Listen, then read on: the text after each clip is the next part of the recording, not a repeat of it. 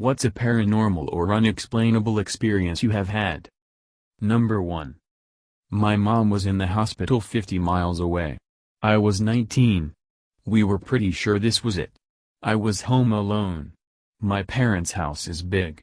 It's off the beaten path on a small lagoon.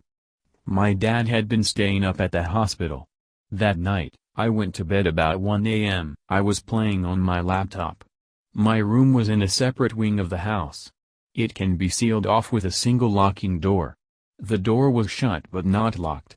I have always been scared of the dark, so I had the lights in my wing on. So was the closet light. As I was messing around on GameFAQs, I saw the lights in my wing turn off. All of them. The band of light under the door went black. I hopped up in bed and stared at it. My bedroom door was unlocked and I was debating getting up to lock it, when the shut door slammed. As in, it sounded like someone straight up kicked the bottom of the door with all their strength. I remember squeaking in shock. It took me about 6 seconds to be up on both feet with the blade about 4 paces back and just right at the door. I remember thinking if the door opened, I could be on whoever it was almost instantly. I was also silently cursing that there was no light under the door anymore. No way to see the shadow of whoever was out there. Nothing happened. I was fighting off the fear of the situation and stupidly decided that going on a fence was all that was left. I didn't have a phone in my room, and my Nokia was in another wing or the house charging. I threw the door open with my knife low and my left hand in a guarded position. There was no one there.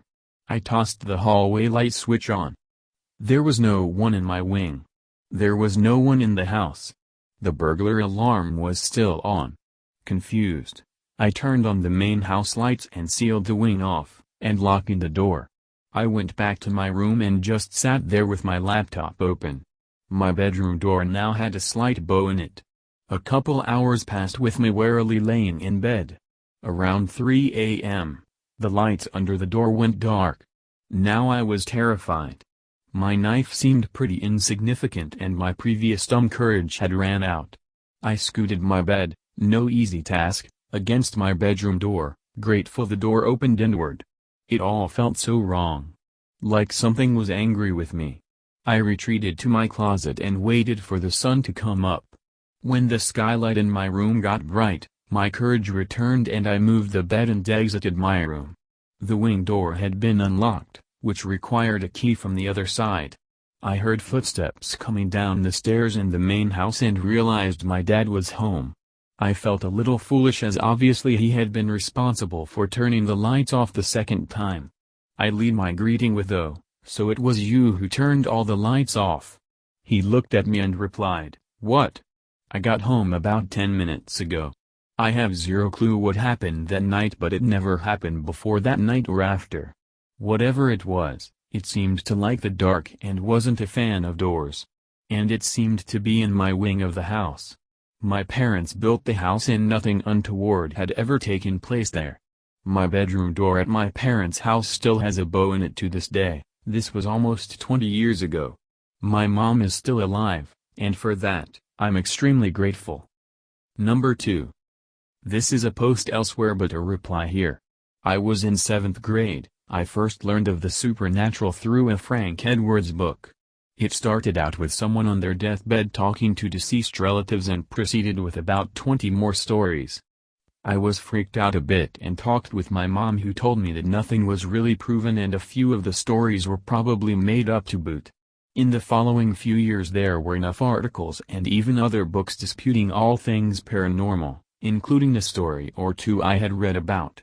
I became more skeptical. A few years later my grandmother died.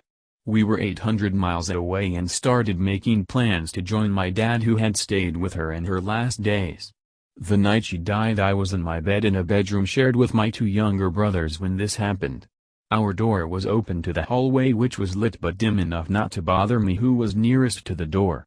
I was laying in bed and ready to nod off when something I can only describe as a faint feather or leaf of light came floating into our room. To this day I'm still not sure what it was, and I'm not 100% my mind wasn't playing tricks on me, but I know I saw something. I am questioning it to myself all this time but watching nonetheless. It floated into the room and paused at the foot of my bed for a few seconds. It did the same for my middle brother and then proceeded to my youngest brother who was the farthest from the door. It paused at the foot of my youngest brother's bed for a second and then headed towards his head. It looked like it paused there and then was gone. I laid there thinking a few minutes and then kind of faded off somewhat offhandedly, thinking she had tucked him in. I never told anybody about it because I wasn't sure what I'd seen, or if, and nobody would believe me anyway, so I left it. About 40 years later I'm talking to my mom and out of nowhere she says, "You do know that your grandmother visited your youngest brother on the night she died, don't you?"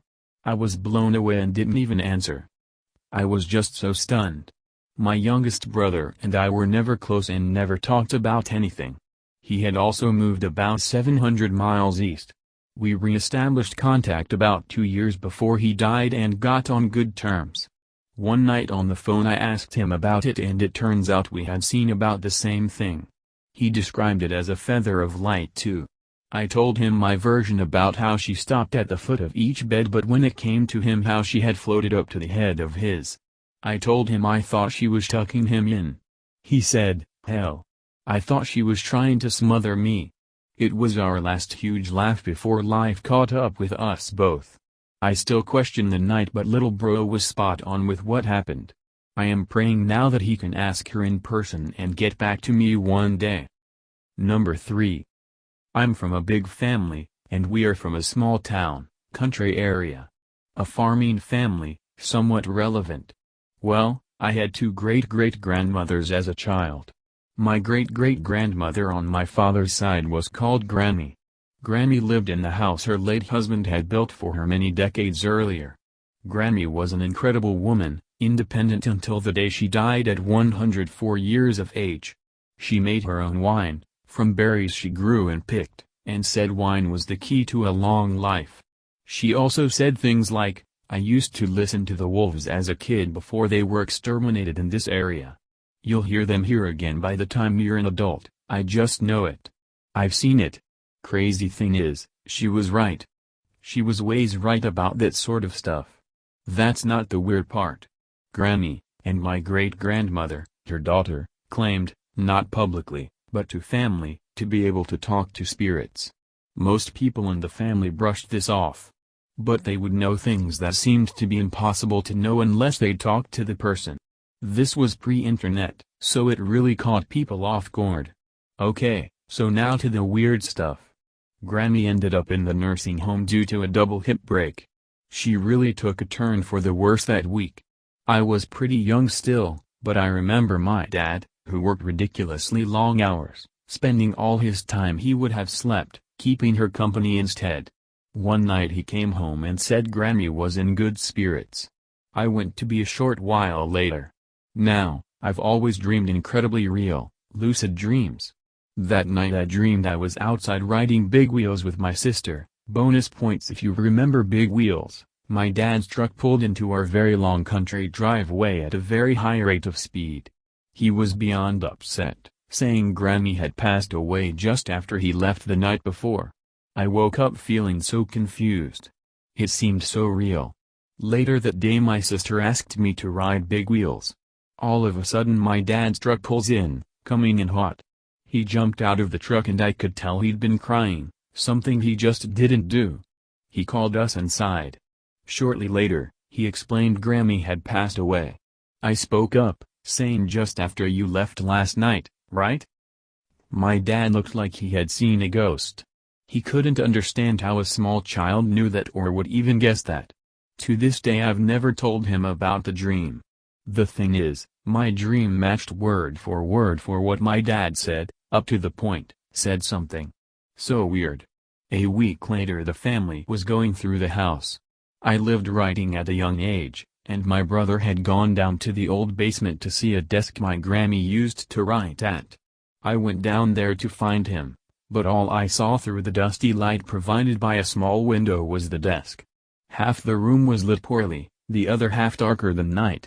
As I was wondering where my brother was, a small toy tractor rolled out from the darkness. I recoiled in fear and said, "Brother's name, that's not funny." From the top of the stairs I heard my brother ask, "What's not funny?" I ran. I never entered that house again. Years later, I was 17. My great-grandfather, Dad's mother's father, was dying a horribly painful death due to extensive cancer. I went to see him one night, and he was no longer able to really talk. Everyone was hugging him, telling him they loved him as he was getting worse. When I hugged him, said, "I love you, Grandpa," he whispered in my ear, "I love you too," my name. It sent chills down my spine, as he couldn't even remember his wife's name. I turned so white people asked if I needed to sit down. I just left. I couldn't understand what just happened. That night I dreamed of he and I sitting in my grandparents' house like we always did for get-togethers. He looked at me from his chair and said, "You know I'm dying, right?" I said, "No, Grandpa, the treatment worked. You'll be fine." He said, "No, my name, I'm dying as we speak." I woke up and sat straight up in bed sweating. It was around 2 a.m. That morning. My dad wasn't gone for work, he was home. It wasn't normal. I was eating cereal at the dinner table when he walked up and grabbed my shoulder from behind. I glanced up and his face said everything. He looked down at me, said in a breaking voice, "He's gone, he passed about 2 this morning." Broke my heart. Over the next 2 years, my great-grandmother, Grammy's daughter, began to go downhill. I'd try to visit when I could, but I lived almost 2 hours away. I remember the last time I saw her, I walked into her house expecting to see her in her kitchen. I could hear her talking to someone. It sounded like 2 distinctly different voices. One I recognized, being my great-grandmother, and the other, I couldn't place it. I didn't see any other cars, her driveway, so I was super confused. I called out, "Hey Grandma." She said, "Come on in, I'm just talking to a friend." Confused, I walked into the living room and saw only my grandmother. No TV on, no radio, just her in her chair with a smile on her face. We began to talk and I said, "You must have been watching TV, or on the phone when I got here." "No, was just talking to an old friend. I do that these days. I get lonely here so they visit." I kind of shook it off, and went to her basement to grab something. As I was down there I clearly heard her say, "Yeah, that's my grandson, he's so nice to visit. He's downstairs." Then I got the chills as I heard what clearly sounded like someone walking down the stairs. But no one was there. That's when my grandma, her daughter, explained that she and Grammy claimed to talk to spirits. I had seen and experienced enough weirdness over the years to start to believe it. A few months later I had one of those dreams. This time, it was my great-grandma. Back in her living room, but this time when I walked into the living room, I saw them. I saw the people she was talking to. They all seemed so happy, no one seemed to even acknowledge me being there. They were saying they were so happy to see her again. It freaked me out. The next day I got a call from my dad. I could tell he was shaky. He said, "Great-grandma passed away." I asked how. She was a larger woman, and she was getting an EMS-assisted lift to go to the hospital. They dropped her. Her heart stopped and they couldn't get her to come back. It was a horrible accident, but it was her time. It clicked in my head that the reason she could see them in the dream was because she was also dead. They were no longer voices of old friends, but they were really there. Thinking about it still makes me feel weird. Number 4. I grew up in suburban Kansas City on the Kansas side in the 90s. The area, though only about 20 minutes from downtown, had been mostly farmland as recently as 50 or so years prior, post-World War II/Korean sort of expansion. After my mom completed her divorce hat trick, we moved to a house in the heart of this particular burb. I would guess I was about 11 or 12 at the time. My sister and I had a kind of deal that every house we would trade a big bedroom, and this happened to be my turn. Large upstairs room with a smallish closet that connected to the crawlspace. It was within the first year there that I heard what I can only describe as thumps. Not always loud enough to wake me up, but, as someone who couldn't watch The Brave Little Toaster because of that evil clown scene, was enough to keep me terrified in my bed when it did. At some point I started to keep the closet light on. I think my rationale was the light under the door would act as a sort of night light without the stigma of actually using one at the very mature age of 12-13. This worked out fine until I started waking up in the middle of the night to find the light off and the door open. My mom and sister swore up and down they weren't messing with me, and deep down I knew that wasn't their brand of humor anyway, so I resorted to sleeping with my boombox. I cycled through the only 3 CDs I had at the time, the Lion King soundtrack, my mom's copy of Sgt. Pepper's Lonely Hearts Club Band, and Blues Travelers 4 on repeat, and that, again, did the trick until the player just stopped working. I heard footsteps clearly walking upstairs when I was home alone and what sounded like 2 people whispering in a library for months, but what finally did me in was waking up about 1 in the morning one night to the voice of what sounded like a young girl say my name as clear as day. I packed it up and moved to the downstairs pull-out couch in the game room until I converted it into my bedroom months later. All of this, of course, to the protests of my mother who, in her defense, had dealt with my chicken shittery for a number of years before this. None of what she suggested was any kind of revelation I hadn't considered before, old house settling, waking dreams, etc. But ultimately I think she rolled her eyes and chalked it up to one of those battles that wasn't worth fighting. I'll say this though, she spent one night in that room as a way to prove to me I was being absurd. It didn't do anything to change my mind, but, years later, she told me she felt uneasy up there. Like someone just out of view was watching her. She sold that house and moved out almost a decade ago, but it still gives me a shiver to think about. Number 5. About 11 or 12 years ago I used to work at a grocery store. When I worked the closing shift for my position, it wasn't uncommon for me to get off work around 10 or 11 p.m., which was usually 2 or 3 hours later than I was supposed to be off work. This meant that I was usually driving back home late enough to listen to late-night radio shows.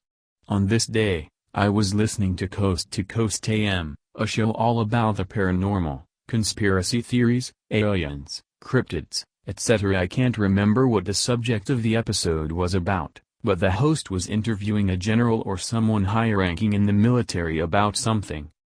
About halfway through my 30-minute commute the radio went silent. Since it was an AM station, it occasionally does have random dead air, but usually around commercial breaks. So, I thought nothing of it. Maybe about 5-10 minutes passed in silence and I thought it was weird that the show hadn't come back. For some reason I decided to try the volume knob and somehow, without me touching it, the volume had reduced to 0. I was driving a 1999 Mercury Mountaineer at the time, so there were no volume controls on the steering wheel I could have accidentally hit, there was only the knob on the radio panel. I turned the volume back up and about a minute later the radio went silent again. I stopped at a light about 5 minutes from my apartment and tried the volume knob again and sure enough it had reduced the volume to 0 again. While stopped at the light, I watched the volume bars on the display reduced on their own, without me touching anything. I was weirded out since my car had never done this before, but I was also annoyed because, wanted to listen to the radio. For the rest of the drive, I pretty much fought with the radio. It would try to reduce the volume and I would turn it up. One hand on the wheel, the other on the volume knob, ticking it up one increment at a time each time the volume started to drop. As soon as I got to the gate of my apartment complex, it stopped. When I parked, I waited for it to happen again, but the volume remained steady. It never happened again as long as I had that car. I've always wondered if someone out there was trying to prevent me from listening to that episode. I've tried to go back in Coast to Coast's archives on their website to figure out what episode it was, but have never had any luck. Number 6. I have a really religious family. There was a time one of my mom friends, which could be more of an extremist, would have a really hard period of time where she and her daughter needed exorcism due to something really complicated. The thing is, I used to accompany them for mostly every session they had of exorcism. One time, where there was like multiple exorcisms going on for multiple people, the father, who was the one choosing who was going to receive the treatment, only people that actually needed it, would pass in front of him over and over again, never choosing me. I was somewhat scared he would choose me, but never happened. At the end of the whole thing, the father looked me straight into my eyes concerned, came up to me, and said, "Oh, I missed you. Well, you will be the first one for our next session. For the moment I will give you a little blessing." When I tell you I was scared. People made a line up behind me for the last part of the session, which was a blessing ritual for every individually who wanted to receive it. I was so scared. He stared with me. What I remember is him staring, saying something related to my five senses, like saying something like "you will use your sense of smell for the, you will use your sense of touch for," and like this with each of the five senses. They were instructions for me to do. I don't remember any of them. I just remember telling myself I will really try to do it. It will be difficult, but I will try. But I don't remember what those instructions were about. When he finishes whatever he was telling me or doing me, he continues to the next person and I come up to my family. Here is where the weird part comes up. For me, the little ritual he did on me was extremely normal, like nothing compares to it I've seen before related to this religious things. But when I came up to my mom, she was really confused and asked me, "What did he tell you?" There, in that moment I didn't remember anything he just told me. I was speechless. I had only the memory of what I have just told you in here. My dad came up to us. He had heard what my mom asked, and said he was talking in Latin, or some weird type of language we don't speak. I was speechless. My mom looked at me and said, "Then why did you move your head in agreement of what he was saying?" I did not know. I did understand, at the moment, everything he was saying to me, and I didn't even realize it was another language until my father told me. I told him I did somehow understand what he told me, but that I didn't remember any of it. We all looked really confused. I'm still confused. I don't understand how that happened. Number 7. When I was around 10 years old, my grandpa died. That had led to me becoming an anxious wreck for the next couple months to a year. Why? Death. It scared the shit out of me. When you're 10 years old you don't think about death that much, but unfortunately it led me to think about it for a while. Also, I don't know if this counts as paranormal, but no one ever believes me and I just think it's spooky. After my grandpa died I started to think of death more and more, and being the little kid I was scared and I needed to decide if I do everything before die or stay inside so I don't. This led to major anxiety to the point where I went to see a doctor. They put me on meds and put me on my way.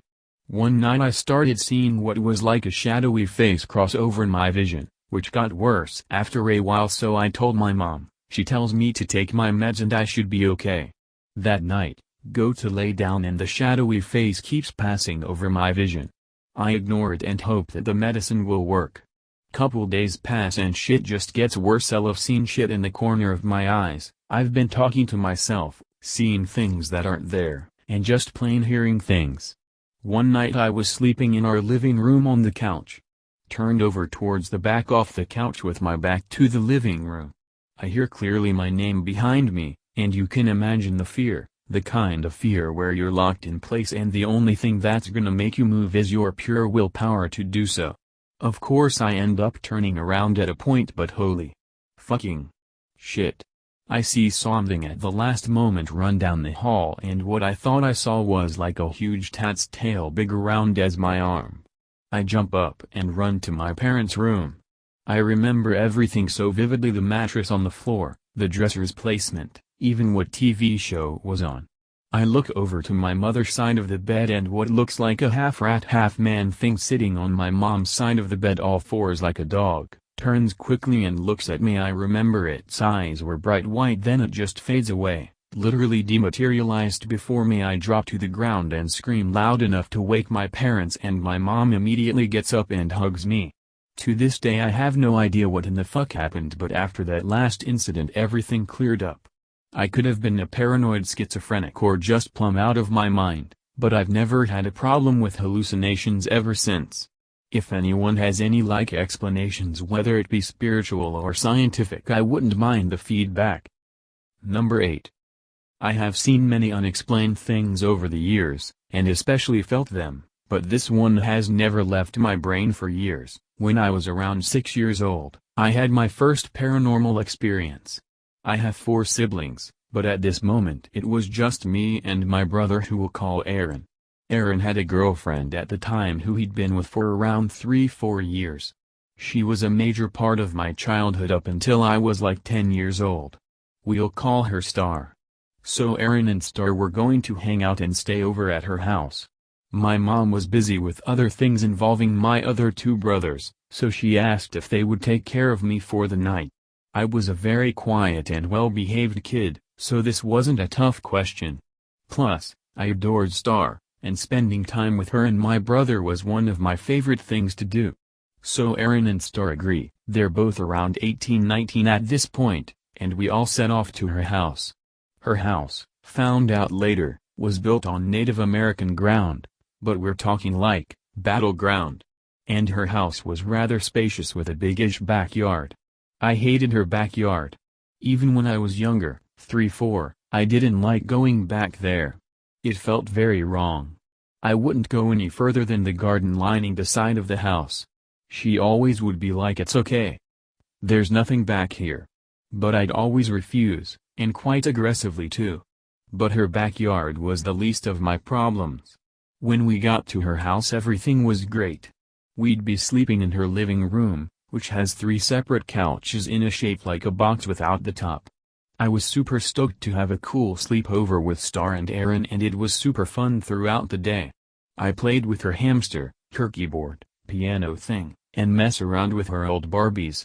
So when night came, it was no problem to me as I was pretty tuckered out. So we all crawled on our couches and passed out. That's when the fun really started. I didn't normally have nightmares.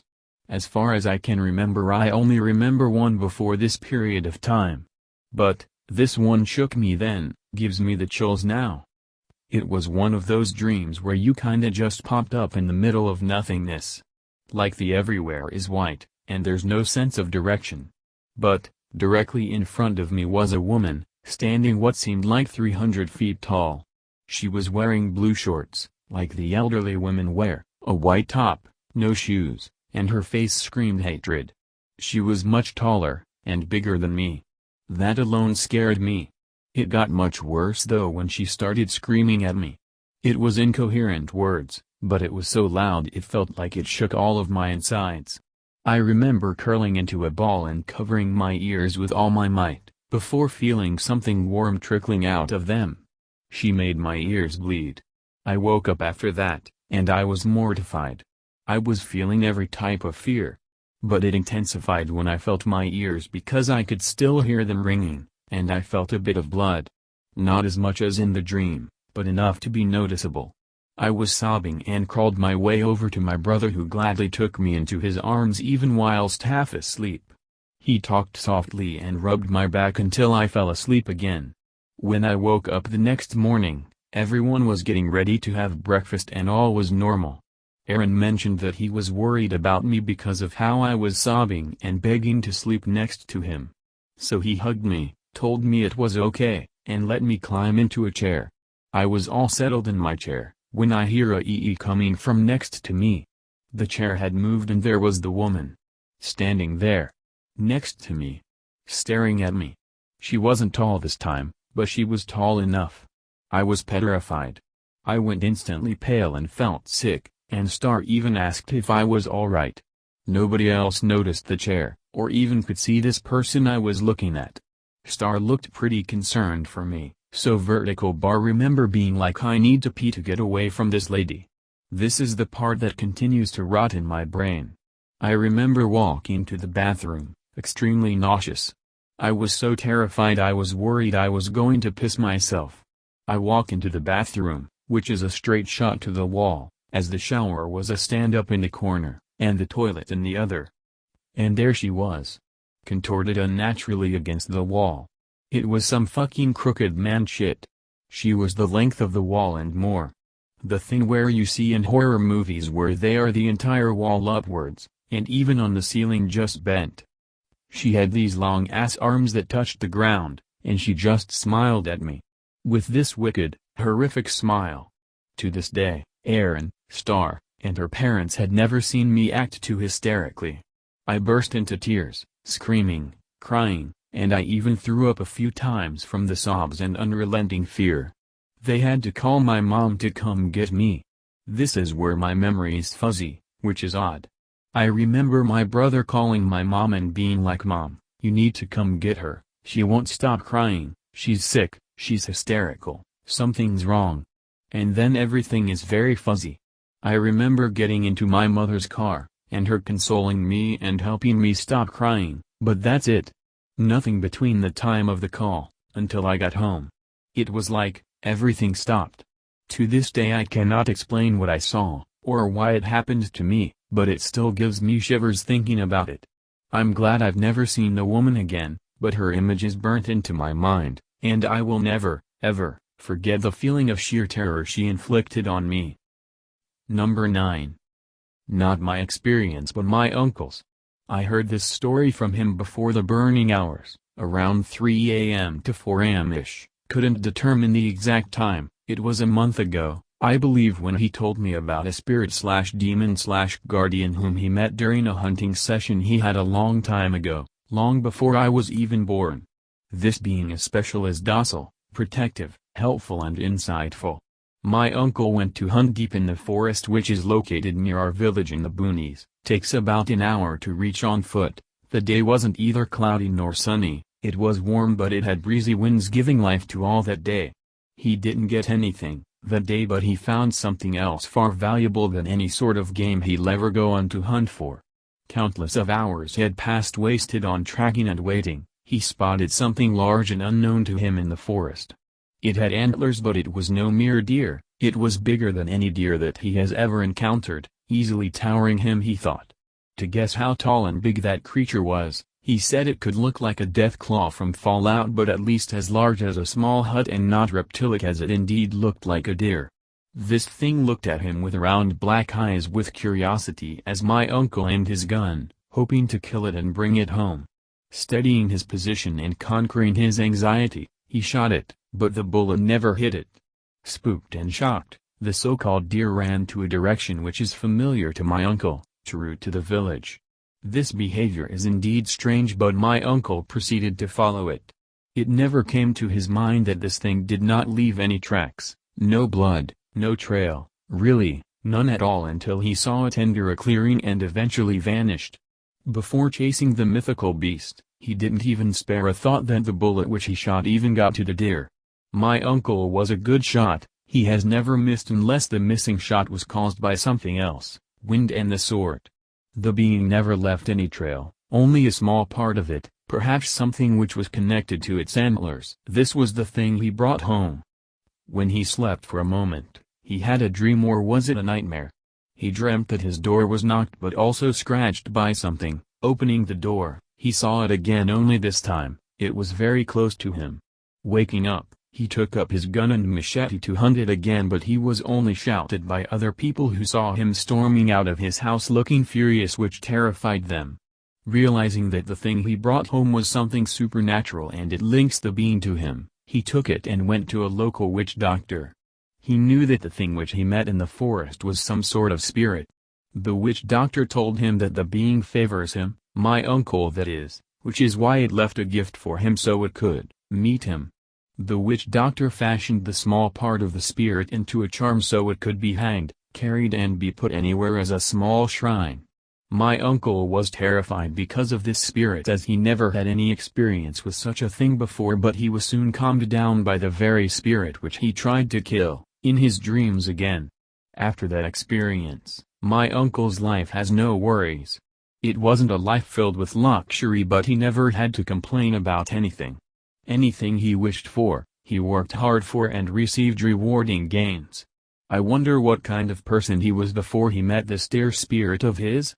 My family told me he was a little devil when he was in his youth, the typical bad boy indulging the life of hedonism, but after that encounter, they said he changed. But they didn't know that it was something that had to do with the supernatural. To this day, I still wonder if that thing was harmful, as I'm a Christian. It has been with my uncle for years, long before vertical bar even existed.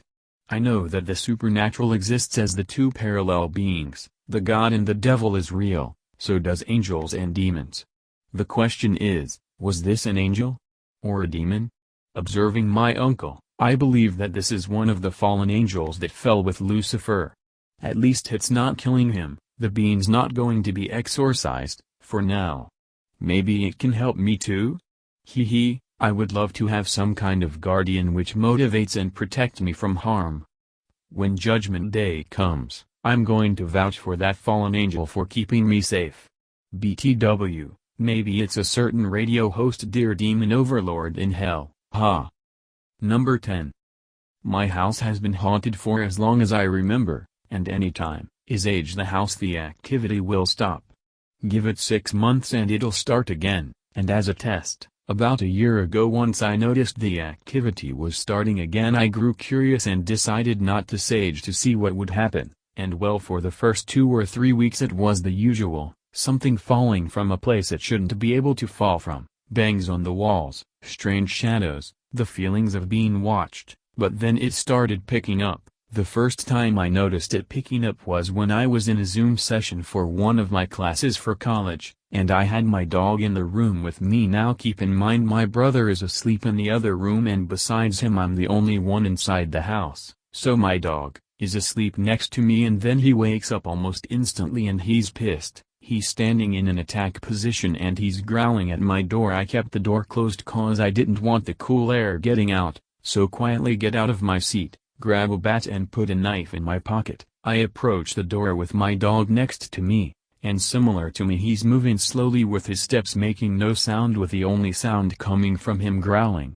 I open the door slightly and my dog sticks his head out. First he glances towards the living room and inches towards the corner to look at the kitchen. He glances at the kitchen and he focuses his attention back to the living room, so me having the height advantage I'm looking over my dog to see what he's looking for, and using the mirror in the back of the kitchen I see no one is behind the countertop, so as of then I consider the kitchen clear, so I focus my attention towards the living room since that's where my dog is focusing. I gave him a little pat on the butt basically telling him to move forward, and he sneaks to the back of a couch and he's getting angrier, his hair is rising, and his growl is getting louder, and I can tell that whatever it is that's pissing him off is supposed to be behind the couch. However, as stated, me obviously being taller than the dog, I see nothing behind it, so I sneak up and I approach it with my knife in hand and there was nothing, and he calms down as soon as I stand there, and after doing a sweep of the house determined no one or no animal was in there.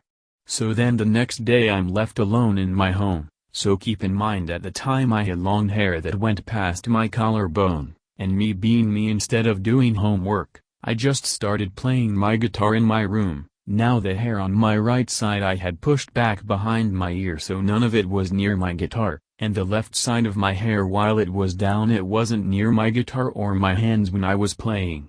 So I'm playing, having a good time, and then I notice a strange feeling like I'm being watched from behind. And then I feel part of my hair lifting almost as if it's being grabbed by someone. I don't know why, but I paid it no attention, but then I feel as if some were to have just yanked some strands of my hair, and when I lift my head I just see some strands floating and going down and I'm like, hell no, WTF, I draw the line here. So that same day, hours after that, I wait for my mom and brother to get back home. And when they do I'm in my brother's room playing on the PS4, and about half an hour after they have came back hear my mom at the kitchen say, "Hey, what you doing?" Keep in mind I'm in my brother's room, and my brother is in there with me, so at the time I'm guessing she's on the phone, but then a few minutes later I go over and tell her what happened, and after that she tells me, "Oh shit. Hey, were you sitting in the dining room a couple minutes ago?"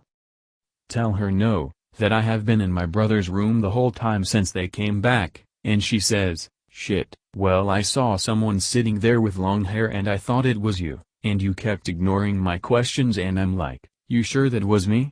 And she told me she couldn't get a good look cause the blinds were open and the sun was causing that midday shadow thing, so whoever sat there was basically a black shadow. So I do a sweep of the house just in case, and just like before, no one. And once my dad got back from work we all agreed we had to immediately sage it, and well we did, and the activity stopped immediately after, but as stated it started again about 6 months after, And as of right now, last that activity was maybe last month until we saged it, so I'm guessing next time I have activity it'll be 5 months or so from now. I also remember back when I was in 3rd grade I had come home early from school because it was a Wednesday, so went into the house. My mom immediately goes to the kitchen to start cooking, and my brother doesn't come out from school for another hour since he was in like middle school at the time, and my dad at the time was out of town for work, so it's only me and my mom at home. And went to open the door to my room. The drawer I had next to my door, which is around 5 feet, I couldn't even reach up there at the time, had a crucifix on top of it. Keep in mind it's nowhere near the edge of this drawer, it's like more towards the center, so as soon as I open the door I turn on the light. I don't know why, but I never took a step in the room. I stood outside of it. The same crucifix I mentioned somehow moves right in front of me and is just floating right in front of the door for like maybe 6 seconds, and then it just falls, and when I pick it up it is cleanly split in half. I showed it to my mom, and at the time she of course didn't believe me that it was something paranormal, but she did question it, knowing that she left it in a spot where I could never reach it without making a mess trying to grab it, so she knew something was up, especially since there was clearly no sign of me having anything near it to climb up there. Throughout the years after that my mom has felt tugging on her shirts or the feeling of someone placing a hand on her shoulders when no one is home. My whole family has experienced things falling over and moving on their own, so at this point we've all concluded there is something paranormal in the house, however we don't know what. Number 11. This happened back in 2017 when I was 18 and just starting university. It was early October and my now ex-boyfriend and I were in his driveway late one night. We decided to go on a quick walk before going to bed. He lived in the round part of a cul-de-sac, and the only street light for the whole street was located on the opposite side of the circle from where his driveway was. We were just about to exit his driveway when we happened to both look up. About 9 feet above our heads was this flying drone-like thing. It was about 6 feet long and 5 feet wide. It was in a delta shape and had white stripes on it that were painted with 90-degree angles. The bizarre thing about the whole experience was there was no noise with this huge flying object. I swear I could have underhand tossed my phone and hit the bottom of it, no issue. There were also no lights anywhere on this machine. We watched it fly from the beginning of the street, right over our heads, and into a tree line for about 15 seconds. There was no wind around us when it passed over us, and it barely made the leaves on the trees move when it disappeared into the tree line. It had a shadow from the street light, and we got a really good view of it in the light when it hit the tree line. When it hit the tree line it literally disappeared. It was almost as if it had camouflaged to look like the foliage, and it was just gone. We looked for weeks after to see if there was some new type of drone that looked like it, but we couldn't find anything. There were other reports in our area from a week-long time period, might have been 2 weeks, but it's been years since I last looked this up, of people seeing the same exact thing. Large, unidentified object flying low to the ground with no noise, no lights, and no disturbance to the surroundings. Nothing ever came of it, and we didn't ever get any answers. Both of us to this day know exactly what we saw, and there isn't a doubt in our minds it was artificially made, no matter who or what the source is. The whole experience was bizarre to say the least. If I ever get a chance to have one question for my whole life answered, it would be what the fuck was that thing we saw that night? Number 12. A few years ago, after I had graduated Bible college, a group of college friends and I had been out for coffee and chatting late enough that the shop had to close. We didn't feel like we were done hanging out, so because this was the town I had lived in for the past 12 years, my 3 friends asked me where was a cool place to go hang out. Preferably a place that didn't have hours of operation, as it was now past 1 a.m. Didn't take long for me to remember this nature center near my old high school that had a beautiful walking path that went around a small lake, so I suggested there, and off we were.